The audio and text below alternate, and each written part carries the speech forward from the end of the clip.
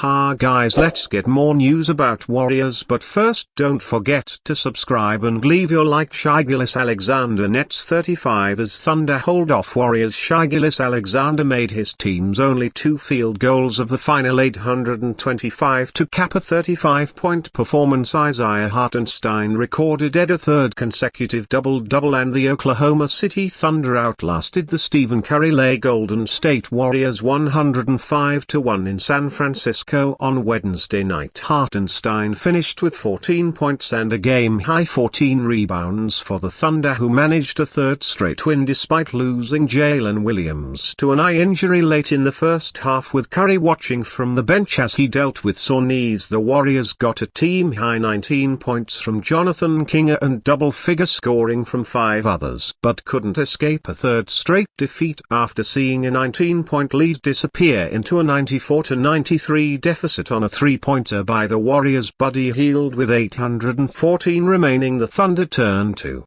the league's #1 defense and the scoring of Alexander, who hit a three-pointer to produce a tie with 411 to play and another with 125 left that gave Oklahoma City a 100-96 lead. With 125 left, Golden State got within 102-101 with 11.1 seconds remaining on an Andrew Wiggins three-pointer, but Alexander made one free throw with 7 seconds left and blocked a Wiggins runner that could have tied the score with 3.4 seconds to go. Alexander added 2 clinching free throws, completing his 730-point outing of the season that he complemented with 9 rebounds, 5 assists and 2 blocks. The Thunder standout shot 13,428, helping the visitors outshoot the Warriors 45.9% to 35.7%. Neither team did well from three-point range, Golden State going 16,450 32% and Oklahoma City 11,437 29.7%. Isaiah Joe chipped in with 17 points and Williams 13, along with 7 assists, 6 rebounds and 2 steals in 16 minutes before getting poked in the eye on a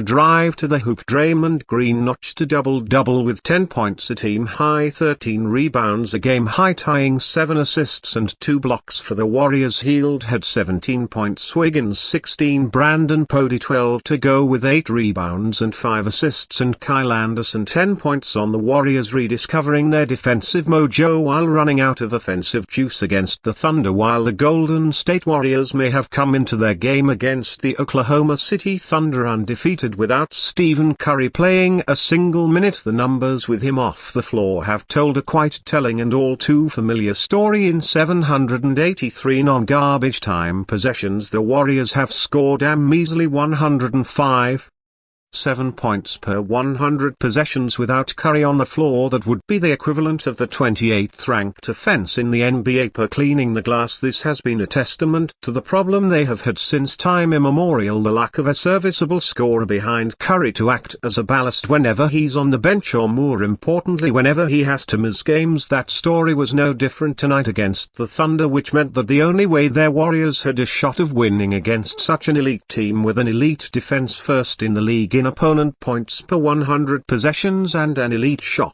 creator in Shai Alexander, was to lock down in the half court and generate plenty of transition possessions. That was proving to be a tough task to start the game, where in the first quarter the Thunder were able to hang 39 points to the Warriors 23. Those 39 points allowed translated to a ghastly 150 points per 100 possessions. The good news is that after allowing 39 points in the first quarter, their Warriors were able to hold the Thunder to just 66 points. In the subsequent 3 quarters they were able to trim down the points allowed per 100 possessions figure to 104 points per 100 possessions by the end of the game, equivalent to the best defense in the league, tied with the Thunder's own points allowed per 100 possessions figure. This season a switch was flipped on the defensive end in the form of diversified coverages, increased energy and a sense of urgency, fueled perhaps by the loss of their superstar. This possession below at the 826 mark of the third quarter seemed otherwise nondescript, but the tenor of the Warriors' defense in the second half changed, with Jerry Stackhouse throwing a change-up full court ball pressure flowing into a 2-3 zone in the half-court. Stackhouse pushed the right buttons and his players responded with effort and execution. After 2 games where their defense fell apart in the second halves, this was perhaps most evident in how they defended in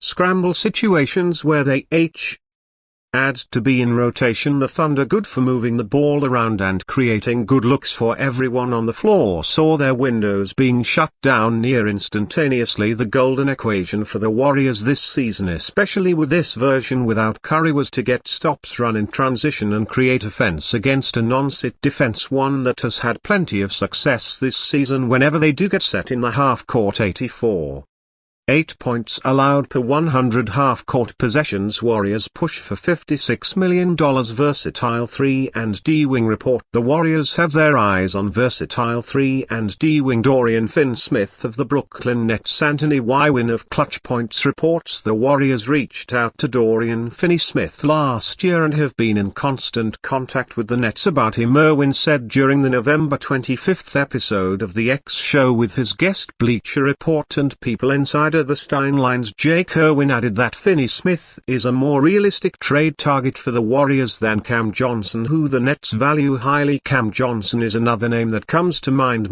but his asking price is kind of hard for the Warriors to match, said Irwin. Finney-Smith's versatility on defense, especially on the perimeter, is what the Warriors' current roster is lacking. Much better offensive lineman who has very limited range. The Nets' 6'1" wing is shooting 41% from three-point range, making 2 33-pointers per game. Nets forward Jordi Fernandez has been deploying Finney-Smith as a small ball center, especially in lineups with Ben Simmons. Finney-Smith could give the Warriors coach options in his rotations, but he can also have Finney-Smith playing small ball center in lineups. The 220B Finney-Smith is strong enough to defend power forwards and centers and agile enough to defend perimeter players. Finney-Smith has 2 years remaining on his 4-year $55.5 million player option. He could become an unrestricted free agent after this season if he declines to pick up his $15.4 million player option for next season. The Lakers have D'Angelo Russell's $18.6 million contract expiring as salary collateral in the trade. The trade will ultimately come down to what draft capital the Lakers are willing to attach to him. They have 2 future first-round picks, 2029 and 2031, 3 pick swaps, 2026, 2028 and 2030, and 5 second-round picks through 2031 at their disposal to improve their current roster. Another bargaining chip for the Lakers is Jane Hutchino's expiring contract after they didn't pick up the 3rd-year option on his rookie deal. Fino, taken 17th overall in last year's NBA draft, didn't have the opportunity to develop with the Lakers. Eno will likely be involved in any negotiations between Finney and Smith, as the Nets are one of 3 teams that have expressed interest in him in the past, according to Pfizer in a separate live stream on Bleacher Report on November 2nd. He will play in the G League this year and will have plenty of opportunities to prove himself both in the G League in general and in the G League Showcase when the full league descends on Orlando in December. Pfizer said Atlanta had interest in him in that conversation with DJ Murray last year. Utah, I believe, expressed interest in him. As far as I know, in those conversations about Walker Kessler, Brooklyn, I'm told, is a team that has interest in him, so keep an eye on Jalen Hood Chafino as a potential salary cap deal. And you fan, what do you think of the situation of Dorian Finney? Leave your opinion in the comments.